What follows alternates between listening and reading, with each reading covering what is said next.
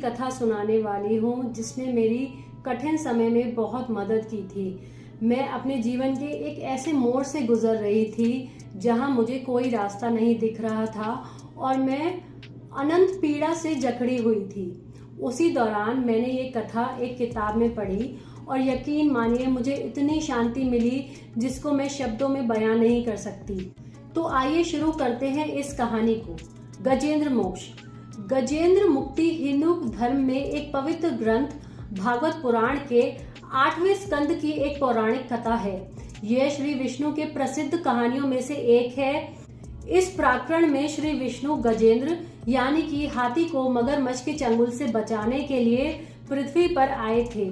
मगरमच्छ को मकर या हुहू के नाम से भी जाना जाता था और श्री विष्णु की मदद से गजेंद्र को मोक्ष और जन्म और मृत्यु के चक्र से मुक्ति की प्राप्ति हुई। गजेंद्र ने तब देवता जैसे रूप प्राप्त किया और विष्णु के साथ वैकुंठ गए। इस कहानी को शुक ने परीक्षित जी के अनुरोध पर राजा परीक्षित को सुनाया था। तो कहानी यहाँ से शुरू होती है। एक बार गजेंद्र नाम का एक हाथी तिटुमत नामक बगीचे में रहता था जिसे देवता वरुण ने बनाया था। यह उद्यान त्रिकुटा पर्वत यानी कि 3 चोटी वाले पर्वत पर स्थित था। गजेंद्र झुंड के अन्य सभी हाथियों पर शासन करते थे। एक दिन हमेशा की तरह वे श्री विष्णु की पूजा करने के लिए कमल के फूल लेने के लिए पास की झील में गए। अचानक झील में रहने वाले एक मगरमच्छ ने गजेंद्र पर हमला कर दिया और उसे पैर से पकड़ लिया। गजेंद्र ने लंबे समय तक मगरमच्छ के चंगुल से बचने की कोशिश की। उसका सारा झुंड यानी कि उसके रिश्तेदार और दोस्त उसकी मदद करने के लिए इधर उधर जमा हो गए, लेकिन सब व्यर्थ गया क्योंकि मगरमच्छ की पकड़ बहुत ही मजबूत थी। जब उन्हें एहसास हुआ कि मृत्यु गजेंद्र के करीब आ गई है तो उन्होंने उसे अकेला छोड़ दिया।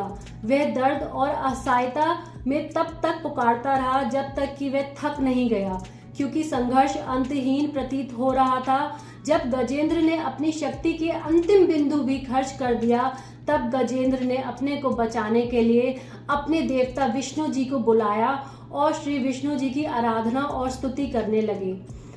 अपने भक्त की पुकार और प्रार्थना सुनकर श्री विष्णु घटना स्थल पर पहुंचे। जैसे ही गजेंद्र ने भगवान विष्णु को आते देखा, उन्होंने अपने तने से कमल को उठा लिया। यह देखकर विष्णु प्रसन्न हुए और अपने सुदर्शन चक्र से उन्होंने मगरमच्छ का सिर कमल कर दिया। गजेंद्र ने श्री विष्णु को प्रणाम किया। तब श्री विष्णु ने गजेंद्र को बताया कि वो पिछले जन्म में एक राजा थे जिनका नाम था इंद्रद्युम्न, जो कि श्री विष्णु के भक्त थे, लेकिन महान ऋषि अगस्त्य के प्रति उनके अनादर के कारण उन्हें हाथी के रूप में पुनर्जन्म लेने का श्राप दिया गया था। क्योंकि इंद्रद्युम्न श्री विष्णु के प्रति समर्पित थे, श्री विष्णु ने उन्हें गजेंद्र के रूप में अगला जन्म दिया। इंद्रद्युम्न यानी कि गजेंद्र को मोक्ष प्राप्त करना था।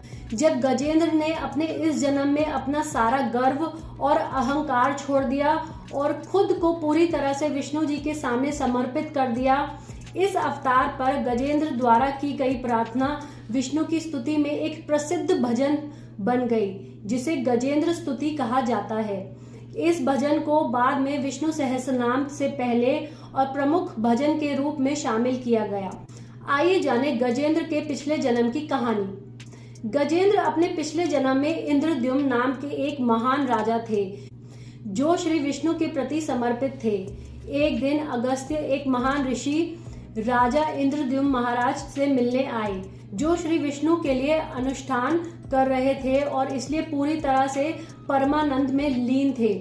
वो ऋषि की ठीक से मेहमान नवाजी नहीं कर सके, इसलिए ऋषि अगस्त्य ने राजा को श्राप दिया कि उनके अगले जन्म में वे एक हाथी के रूप में पैदा होंगे और अपनी भक्ति और गतिविधियों और पिछले जन्म को भूल जाएंगे। अब जानते हैं हुहू यानी कि मगरमच्छ के पिछले जन्म की कहानी। मगरमच्छ अपने पिछले जन्म में हुहू नामक एक गंधर्व राजा था। ऋषि देवला राजा से मिलने आए और जब वे दोनों स्नान कर रहे थे तो सूर्य देव की उपासना कर रहे थे, तो राजा ने मनोरंजन के लिए ऋषि का पैर खींचा। ऋषि क्रोधित हो गए और उन्होंने राजा को अपने अगले जीवन में मगरमच्छ बन जाने का श्राप दिया। पश्चातापी राजा ने ऋषि से क्षमा मांगी। ऋषि देवला ने समझाया कि वे अभिशाप को उल्टा तो नहीं कर सकते, मगर उन्होंने हुहु को सूचित किया कि श्री विष्णु उसे मगरमच्छ के रूप में मार डालेंगे और उसे जन्म और मृत्यु के चक्र से मुक्त कर देंगे। तो आइए जानते हैं इस कहानी से हमें क्या सीखने को मिलता है। जिस तरह गजेंद्र पीड़ा में थे, उनमें जब आखिरी श्वास बचा था तब उन्हें सब छोड़कर चले गए थे और वो राजा होते हुए भी अकेले रह गए थे। तब गजेंद्र ने श्री विष्णु की स्तुति की, जो इस जीवन के एकमात्र स्तोत्र हैं। अगर श्री विष्णु चाहें तो इस धरती पर एक पत्ता भी हवा से नहीं हिल सकता। इसी तरह जब हम उस सर्वशक्तिमान के सामने आत्मसमर्पण करते हैं, यानी कि सरेंडर करते हैं, वो भी बिना किसी आशंका के, तब होता है चमत्कार। मतलब कि वो हमारे रक्षक के रूप में आते हैं और हमें अपने दुखों से दूर ले जाते हैं। दूसरी बात, वो उस मगरमच्छ हुहु को भी मुक्ति की तरफ ले जाते हैं जिसने उस ऋषि का अनादर किया था। श्री विष्णु को जब अपनी कृपा बरसानी होती है तब वे फर्क नहीं करते। श्री विष्णु ने हुहु को मुक्ति दी और मगरमच्छ के रूप से बाहर निकाला और गजेंद्र को मगरमच्छ की पीड़ा से बाहर निकाला। इस कहानी से हम ये भी सीखते हैं, इसी प्रकार मनुष्य मृत्यु और पुनः जन्म के एक निरंतर चक्र में उस दिन तक फंसा रहता है जब तक कि वे इस सृष्टि की हर चीज से जुड़ा रहता है, लगाव बनाए रखता है। मगर जिस दिन मनुष्य इस जीवन की उलझनों में न पड़कर खुद को सर्वोच्च भगवान श्री विष्णु के अधीन करता है, तभी उसे वास्तव में शांति और सुख की प्राप्ति होती है। तो बस आज के लिए इतना ही।